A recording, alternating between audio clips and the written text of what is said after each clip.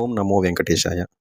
శ్రీ తిరుమల తిరుపతి వెంకటేశ్వరుడు కొలువైన 7 కొండల్లో శేషాద్రి ఒకటి. ఈ శేషాద్రి గురించి ఈరోజు తెలుసుకుందాం. సప్తగిరుల్లో ప్రధానమైనది శేషాద్రి. విష్ణుమూర్తి వైకుంఠంలో కొలువై ఉన్న సమయంలో ఒకసారి వాయుదేవుడు స్వామిని దర్శించుకునేందుకు రాగా ఆదిశేషుడు అడ్డగించాడట. కొంతసేపు వారి మధ్య వాదోపవాదాలు జరిగాయి. ఆ వాదన ఎటూ తెగకపోవడంతో స్వామివారి లేచి వచ్చి వారిద్దరిలో ఎవరు బలవంతులో తేల్చుకునేందుకు ఓ మార్గం చెప్పారు. మేరు పర్వత భాగమైన ఆనంద శిఖరాన్ని శేషువు చుట్టుకొని ఉండగా ఆ పర్వతాన్ని వాయుదేవుడు కదిలించగలగాలి.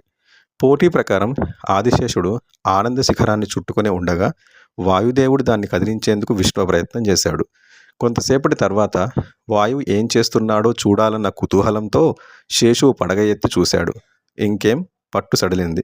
క్షణమాత్ర కాలంలో వాయువు ఆనంద శిఖరాన్ని కదిలించి స్వర్ణముఖి నదీ తీరాన దించాడట. అదే శేషాచలం అని పురాణం చెబుతోంది. మరిన్ని వీడియోస్ కోసం సబ్స్క్రైబ్ మై ఛానల్.